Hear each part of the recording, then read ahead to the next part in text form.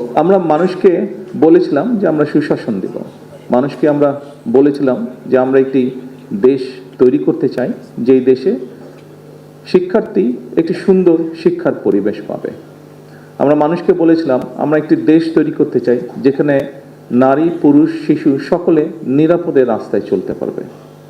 আমরা মানুষকে যখন স্বৈরাচারের বিরুদ্ধে ফ্যাসিবাদের বিরুদ্ধে আমরা আন্দোলন করছিলাম তখন আমরা বলেছিলাম যে আমাদের উপরে যেরকম অত্যাচার নির্যাতন হচ্ছে, যেরকম গুম খুনের শিকার হচ্ছে রাজনৈতিক দলের নেতাকর্মীরা, আমরা চাই দেশে এমন একটি রাজনৈতিক পরিস্থিতি হোক যেখানে আমরা ডিবেট করব, কথা বলবো, কিন্তু এরকম পরিস্থিতি আমরা তৈরি হতে দেব না। এরকম অনেকগুলো আমরা কথা বলেছিলাম।